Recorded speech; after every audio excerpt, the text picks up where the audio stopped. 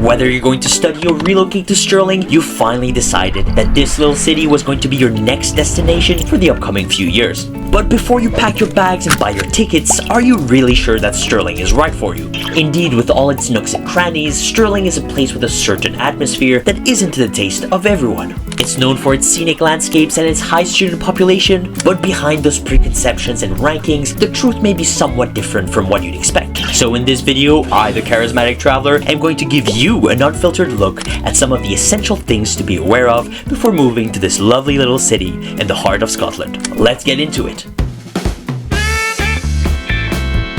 As you may recall from my previous video on the 5 interesting facts about the city, Stirling is the smallest of Scotland's 8 cities, and while some will say that size doesn't matter, in this case it really does. Despite its status as a city, Stirling is more akin to a large town. It has all the basic amenities you might require to live here, but it isn't the most bustling or vibrant of places, especially when you compare it with its notorious sisters, Glasgow and Edinburgh. For one, its population is much smaller, with only about 38,000 residents, and a big chunk of which are composed of students, compared to say Edinburgh with over 500,000 residents and a lot more tourists. The busyness of the city will therefore be very dependent on the time of the year. During semester times, the population will reach its peak, while summer and winter breaks will be relatively quiet since most students will have traveled back home.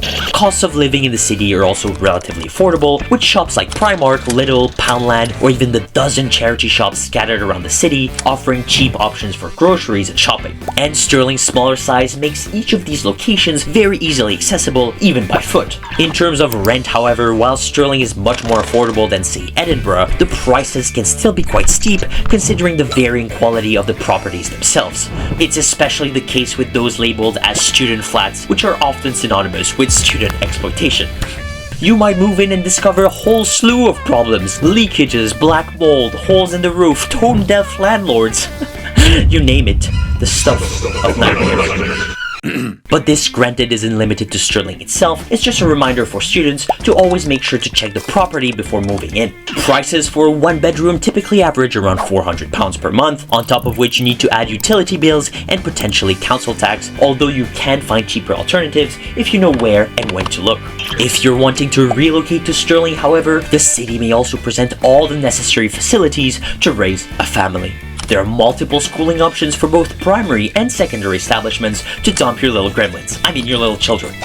I love children. In terms of safety, like any city, Stirling has some rougher neighborhoods, and you might inevitably come across some unsavory individuals.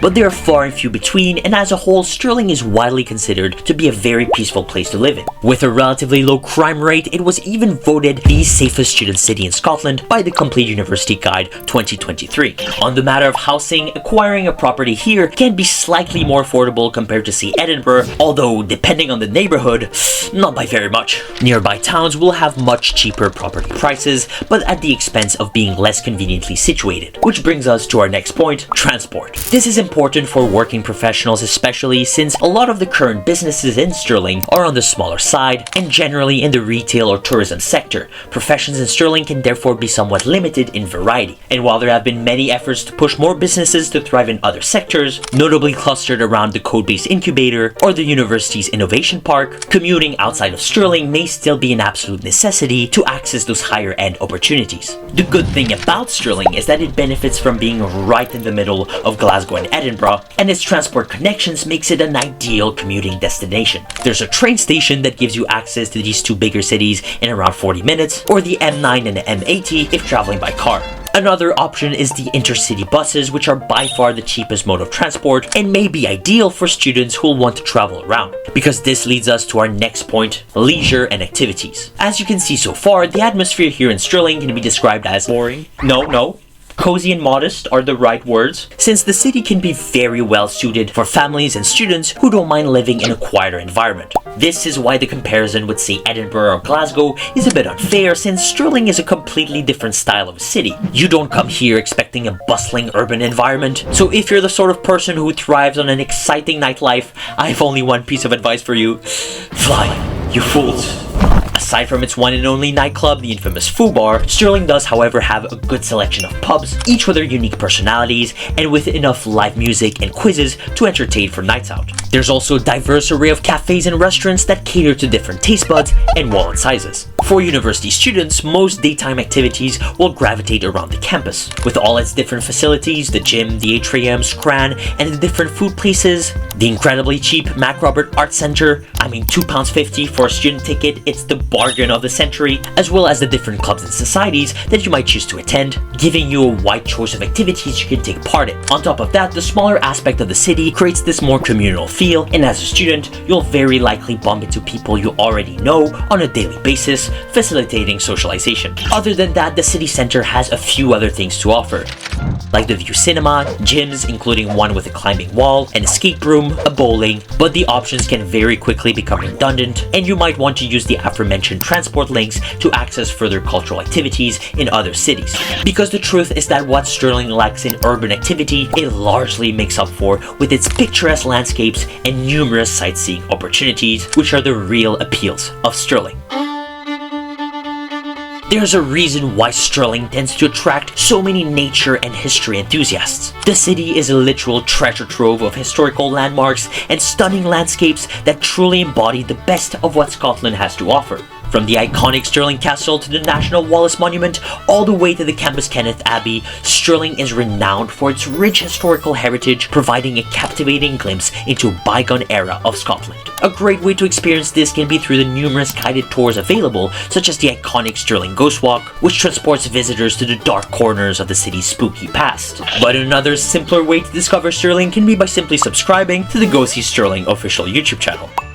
Yet another alternative can be by just walking the streets. The city center is filled with hidden gems that you can stumble upon by randomly strolling around. And as silly as it may sound, walking is really one of the best activities to do in Stirling. Riverside, the Abbey Craig, or even the university campus all provide a chance to unwind and soak in the tranquility of your surroundings, which is a luxury not afforded to many urban dwellers. The various vantage points sprinkled in those paths also provide a great opportunity for Instagram aficionados and amateur photographers to capture the beauty that Stirling has to offer. And all of this isn't mentioning all the nearby locations you can access with a few bus rides. From Alva Glen to Garmern Dam, all the way to Cambus Barren Forest, Stirling is surrounded by stunning greeneries, perfect for day trips and picnics. When it's not raining. Which it is 50% of the time. You get the idea. Stirling, like many cities in Scotland, has its fair share of pros and cons that entirely depend on what you're looking for. It's a small haven for those who appreciate the simplicity of a scenic walk and a slower pace of life. It has everything you need to live there comfortably, and I'm hoping that this video was able to give you an idea of what it has to offer. On that note, if you enjoyed this video, you know the jazz. Like, share, and subscribe. This was the Charismatic Traveler, and I'll see you in the next video.